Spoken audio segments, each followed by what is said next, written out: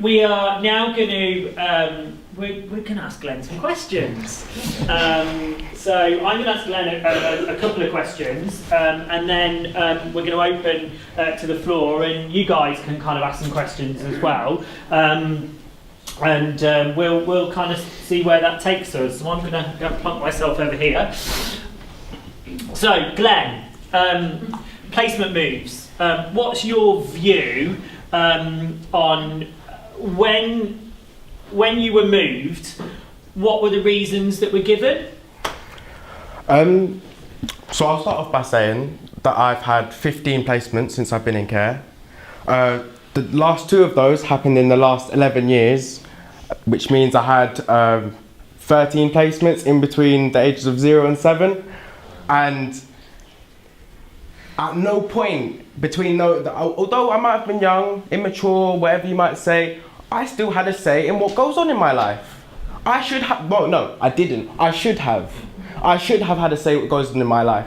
And unfortunately, like my mum isn't here nowadays, like she's passed away, and especially because of that, I should have had some insight, some sort of input, like Richard said, I should have been consulted about what was going to happen next in my life, and it never happened. I never, to this day, I can't really tell you why I've moved from any of my placements, only my own interpretation of it, and that was generally to do with behaviour. And I'm not a bad kid, but the stigma was that I was a bad kid, and I ran with that. I really did run with that. You're not meeting the same child that even was here 2-3 years ago. I'm a completely different person. And I really think that should be changed. I think people should know why they move. I think you can't just pick someone up and go, right, come, right, gonna plonk you here, bye. You can't do that to someone, because when you go home at 5 o'clock or whatever you do, they're still there. You're there with your wife and your kids and whatnot, but they are still there, they're still living it. And like I said, the point of this was I really just needed to tell people what it's like when you go home, when you clock off at 5:30. I want you to know what it's like when I'm still there. So Glenn, thinking about your last couple of placement moves, how well do you think they were coordinated? Okay, well, like I said, Dolores is the manager of where I live, and I've lived there for 4 years now. Before I moved there, I slept in a police station for 3 days, not in the cells, but outside. Social service said to me, right, truthfully, the only place we have left for you is a children's home. And I went, I'm not moving to a children's home, because I'd only been in foster up until then. And so yeah, I've as boneheaded and as strong-willed as I am, I slept in a police station for 3 days. And I will say that was not a very well coordinated move, although by fate, it was a good move in the end. It's not the way it should be. Like, I should have been able to go there first of all and meet the people who live there, because since I have lived in the residential care, within the same company, I've moved houses, but I met the kids before I went there. I saw the house before I went there. I chose the room I wanted. That is so important. The place where I live now, it feels like my home. I feel like I belong there. I'm wanted there, and I feel that is extremely important. It really could just be coordinated a lot better. Really. Thinking about the work that you've done in the children's home about preparing you for adulthood, do you think your kind of journey that you've been on in care has prepared you for adulthood? And if so, how has it prepared you? Well, I'll say that the care system in itself has not prepared me for adulthood. It has not. It doesn't have anything in place to set me up for adulthood, in particular apart from, oh, you have to move on at this age and this gets taken away from you at this age. But I've been really blessed. Although my life could have gone a completely different way, I've been so blessed to meet lovely people who when I'm the one who's upset and I'm really going on a downward path, they're the ones to go, what are you doing, boy? Just come on, like there's so much more you could be doing. You've got people made me realise my own potential, and I think that's a big part of growing up and going into adulthood, because you have to know what you can do and what you can't do. And care didn't prepare me for that. Care in no way prepared me for that. It was the people, the lovely, strong people who were around me who prepared me for my adult life. And at the moment, I'm living it. Like I said, I've completed my AAT level 2. I'm working in accounts at the moment, and like, it really is down to the people who are around me. I can't. She's gonna get a bit embarrassed and all, but I can't thank Dolores for that.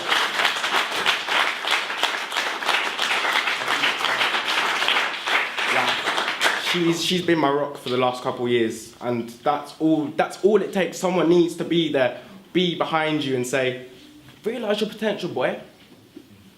Yeah. That's how I feel I was prepared for my adult life, for as long as it's short-lived as it's been so far. Okay, so we are going to take a couple of questions, God, straight in there. We're going to take a couple of questions from the audience. So the gentleman at the back there. Hi, Glenn. Hi. First of all, the film was fantastic. Thank you. And you spoke really passionately. My question is, my job is special educational needs, but clearly you haven't got special educational needs, you've got kids have anyway. So my question is about schools and how they support people like yourself who are in care. Mm-hmm. Do you think they do enough? Do you think all teachers are aware of what's, of your, what you bring with you in terms of your history and so on? Do you know the funny thing? My school life hasn't been brilliant, to be honest, because when I was younger, they tried to statement me. They tried to put me in special. They actually did try to put me in special needs schools. Mm-hmm. Like, I'm not. Look at me. I haven't got special needs, but I wasn't. I'm trying to look for the word. People thought they knew what was better for me than I did, and they thought they knew me better than I did. When all I needed was a little someone to understand me. I just needed someone to go, no, he's not a bad kid, he's just got a few problems. Like, I just needed a little bit of help. And to be honest, when I finally found those people, like I said, they are really 1 in a million. But once I found those people, like, I was able to go through my school life. Like I said, I got kicked out of a private school in year 11, and I went to a PRU after that. But following that, I went to Kingston College, and the teachers, they were really understanding. I went there with no qualifications and stuff like that, but they picked. At that time, I was doing naughty things. Like I was doing things you really wouldn't have agreed of, but they picked me up and they brought me out of it. They picked me up and they brought me out of it. Okay, question here. Hi, Glenn. I'm a senior commissioning lead for children's services. I'm just wondering, just be interested to know your view on from going from in care into the next phase, how that is supported and feels like for you, because obviously being in a home, then there is the next, ultimately, yeah, there is that move on, and I just wondered how that is planned or how you feel it is. Do you mean from a children's home from a children's home to the next? Yeah, I'd just be interested. Like I said, since I went from a children's home to semi-independence within the same company, and I've had Dolores to help me the whole way. The transition from children's home to residential it's weird, because all of a sudden people start taking things away from you which you normally had. They start saying, no, you can't have this, you can't have that, and you've got to go and do that, and you've got to start doing that. But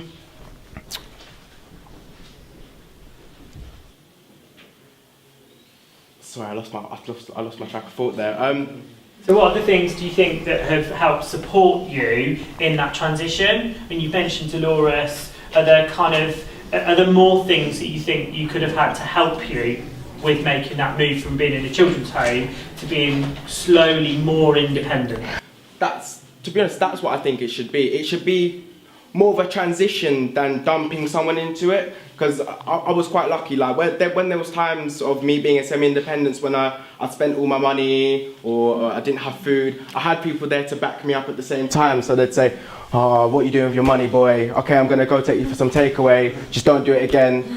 And to be honest, it is a really big learning curve. And I went to something not too long ago, and I said the transition from being a child to becoming an adult should be a bit longer. It really should be, because it takes easing into, especially because if you were living at home, your parents would be giving you money, they'd be supporting you, but out here you're on your own.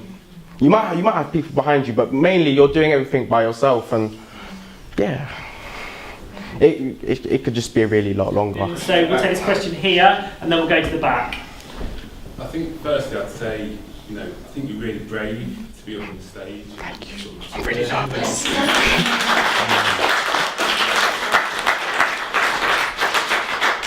As a parent, I'm proud to have a young person speaking like you've been speaking today, just talking about, your experiences and talking about potentially your future.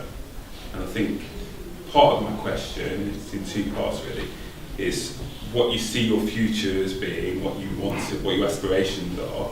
Because I don't want to sort of labour on sort of your past. So I don't think that's sort of appropriate for me to do. And the other part of my question, if I can sort of recall this, is certainly in terms of recommendations or advice you'd give for other young people, sort of like, given the life that you've led, what would you sort of advocate? Well, to answer the first part of your question, like I said, I now work in accounts. I work for a company called Finance Plus. They're part of a bigger umbrella company called the WPP, who are the largest advertising and marketing corporation in the world. And that's, like I said in my video, that's really what I see myself doing. It's I'm sorry, I'm trying to find the word. It's So you want to be an accountant? Yeah, I want to be an accountant, definitely. I'm at a low level at the moment, but I'm getting my experience and I'm working my way up, and that's very much what working is about. Can I just say, because nobody becomes an accountant overnight, but I wish you the absolute best. Thank you. Yeah. Thank you. So what sort of tips or what sort of things would you say to kind of young people that are in a similar position to you? What would the things that you would say to them? Love yourself. Love yourself, because the first step to committing to something you want to do is to love it. Committing to bettering your life, you have to love your life. You have to love yourself. You've got to want. I didn't just wake up in one morning and someone said, "Oh yeah, you're on an accounts apprenticeship. Oh yeah, now you finished it and you've got a certificate." I had to work. I had to work really hard. So, gentleman at the back with a question, and then the lady just over here in the butterfly top. Hi, my name's Matt. Hi. Nice to meet you, and it's nice to see you in the front. I'm interested to find out, what was your level of involvement through your journey into care with decisions that were made about it? Minimal. Absolutely minimal. How made you feel? Being young, you don't really notice it, because obviously you're young and you do what adults say. So they say you're going here, you go there. But getting older, you really do realise how the decisions they make affect your life. And sorry, I lost myself again. Can you repeat the question, please? Yeah, it was about, how did you, I suppose, how did it make you feel to have decisions made about you that you perhaps had very limited involvement in? As I got older, very angry, because like I said before, it's my life. I should be making my own, well, not my own decisions, but I should be guided to make good decisions, not just have decisions made for me which people think will better me, because who knows, like I'm 5-10 years down the line, the decision that you might have made could really drastically affect me. And I'm angry. I think, it's important to acknowledge that that's the right thing to do. I think we would all, in similar circumstances. Thanks for being very honest. The lady at the back. So As commissioners, we all have our standard ways of assessing who are the best quality residential providers to go for. So we have the Ofsteds and how you safeguard your children and things like that. But from your point of view, as somebody who is actually accessing the service, what do you feel we should be looking at as a quality service for a local authority? What's important to you? It's very much between the provider you choose and how you... Every person, every placement is different. You don't know whether you're going to put that kid... You might see on paper, yeah, that looks good and that looks good, and it looks like they're going to gel, but it just completely breaks down. It is... It's not really something you can particularly look for. It's just when I step into a new place, you can see, if you're watching my reaction, you can see how I am towards it. If I'm smiley, if I'm happy, if I'm excited, I'm obviously loving it. And if I'm loving it, like I said, you've got a love to go forward. And yeah, like I don't do your job, so I can't really tell you what to look for. All I can say is, when you put a kid in a place, you'll know if it's going to work. 1, 2, 3 weeks down the line, you'll know if it's going to work. They're either going to have gelled or they're not. So, we're going to take 2 more questions. Rakesh? Glen, I wanted to say, well done. Again, to get to where you are now. Where you were to where you are now. Well done, mate. I just want to ask, what you said right at the beginning was missing from the clip. I would want that to be part of the film about what makes getting to the right placement in terms of the planning, the choice, yeah? That's what, you know, I've been banging about that for I don't know how many years, you know? And to have a young person on film say that I can use would be ideal, for me, would be ideal. You know, because I'll be saying more and more, but we know, and I know, plant placements are what's needed. Yes. Having that time, that choice to do it, and I think your bouncing around the system earlier on was because you didn't have that. Yeah. Your stabilisation because you might bounce around a bit more, but then there was a planned move, wasn't it? And that's the bit.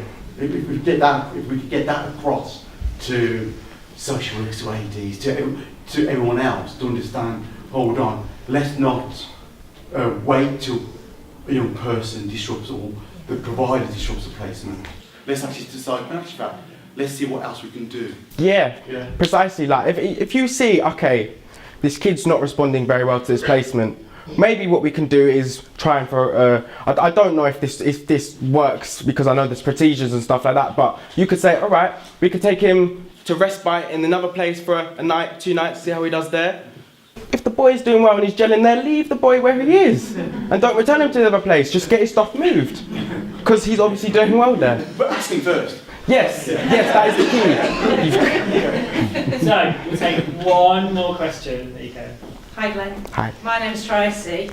I think everybody in this room is here for the same reason as I am. We all like to think we're trying to do the best by children and young people. And if you could give us just a couple of bits of advice as to how we go about doing our job, what would you want to say to us? First thing I'd say is communication. Not just what you say, it's also how often. That is one thing I've had with social workers throughout my whole time in care. They don't call me.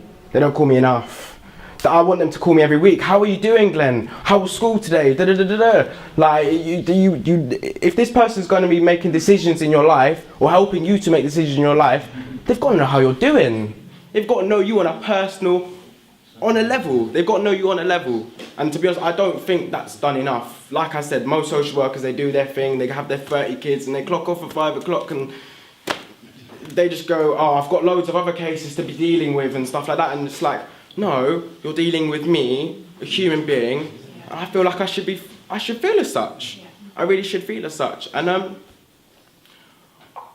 I don't know what other advice I can give you, to be honest. That's personally what I felt, what has worked. When a social worker's come to me, I feel like I know that social worker. I feel like that social worker knows me. And that social worker even once or twice, like every couple of months says, do you want to go out for something to eat? It'd be nice. You know, it gives you that connection with them. It really does.